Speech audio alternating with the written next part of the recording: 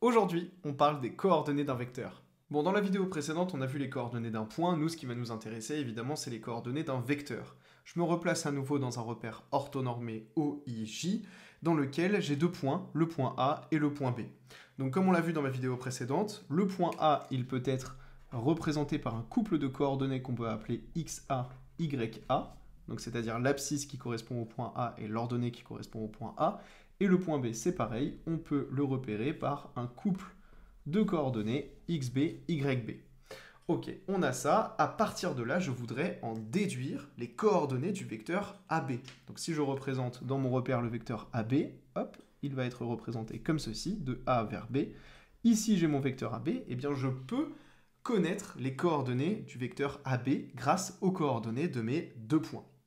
On y va, les coordonnées de AB, eh bien, ce sera tout simplement pour l'abscisse XB moins XA, c'est-à-dire que je prends l'abscisse du point B à laquelle je soustrais l'abscisse du point A pour avoir l'abscisse de mon vecteur AB. Et pour les ordonnées, c'est pareil, YB moins YA, comme ceci. Les coordonnées du vecteur AB, c'est donc XB moins XA, YB moins YA. À retenir vraiment par cœur, c'est la base de la base dans les exercices. Alors maintenant, considérons que dans mon repère orthonormé, j'ai un autre vecteur qui serait un vecteur U, comme ceci, de coordonnées x, y. Donc là, c'est vraiment les coordonnées de mon vecteur U.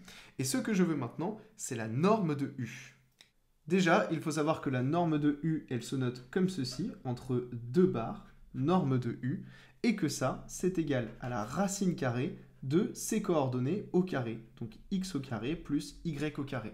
Ici, tu as la formule de la norme d'un vecteur. La norme d'un vecteur, en fait, ça correspond à la distance entre les deux points extrémum de ce vecteur. Donc, par exemple, ici, la norme du vecteur AB, ce serait tout à fait équivalent à dire que c'est la distance entre le point A et le point B. Maintenant qu'on a travaillé avec les coordonnées, eh bien, tu vas pouvoir également, avec les coordonnées, montrer l'égalité entre deux vecteurs. On sait en effet que deux vecteurs sont égaux si et seulement si leurs coordonnées sont égales. Donc dans les exercices avec les coordonnées, pour montrer que deux vecteurs sont égaux, il suffira de montrer que leurs coordonnées sont égales.